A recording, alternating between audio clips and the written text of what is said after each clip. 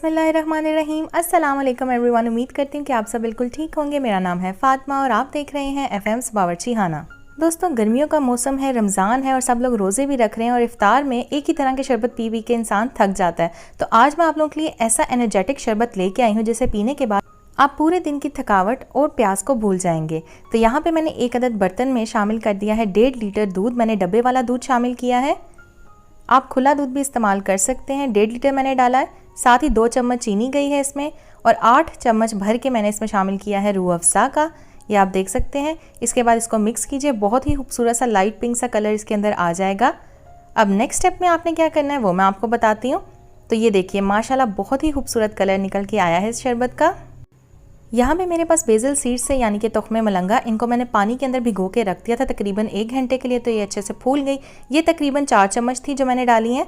इसके बाद आपने इसमें 2 चम्मच भर के चॉप्ड आलमंड्स यानी कि बादाम डालने हैं कटे हुए। इसको मिक्स कर लेंगे एक दफ़ा। ये बहुत ही ताकतवर और बहुत ही ज़्यादा रिफ्रेशिंग ड्रिंक बनता है। नेक्स्ट स्टेप क्या है वो मैं आपको बताती हूँ, लेकिन उससे पहले अगर आप चैनल पर न्यू है तो चैनल को सब्सक्राइब करके बेल आइकन प्रेस कर दीजिएगा। यहाँ पर अब आपने शामिल करनी है रेड जेली 1 कप। ये स्ट्रॉबेरी जेली का फ्लेवर मिलता है, किसी भी अच्छी कंपनी का आप लेके बना लें और इसमें शामिल कर दें।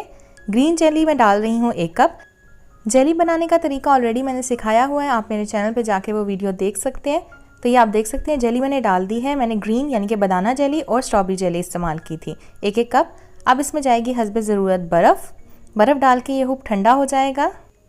इसके बाद मैं इसे मिक्स कर लूँगी अच्छे तरीके से और जब ये अच्छे से मिक्स हो जाएगा तब आपने इसको सर्व करना है। ठंडा ठंडा आपने इस शरबत को सर्व करना है।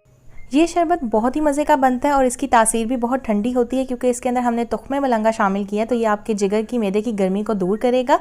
आपने इस रेसिपी को लाजमी ट्राई करना है। इसके अंदर दूध भी है, बादाम भी हैं जो कि आपके लिए बहुत ही अच्छे और फ़ायदेमंद है। मज़ेदार दूध का शरबत बनके रेडी हो चुका है। आपने इफ्तार में इस शरबत को ज़रूर ट्राई करना है और मुझे फीडबैक देना इन द कमेंट सेक्शन कि आपको आज की रेसिपी कैसी लगी। मैं इसे गार्निश कर रही हूँ थोड़े से कटे हुए बादाम के साथ। वीडियो अच्छी लगी तो लाइक कीजिएगा, शेयर कीजिएगा, कमेंट कीजिएगा, चैनल को सब्सक्राइब करके बेल आइकन प्रेस कर दीजिएगा। मिलते हैं आपसे एक नई वीडियो के साथ, तब तक के लिए मुझे दीजिएगा इजाज़त। अपना बहुत ख्याल रखिएगा। Take care. अल्लाह हाफिज़। अल्लाह निगहबान।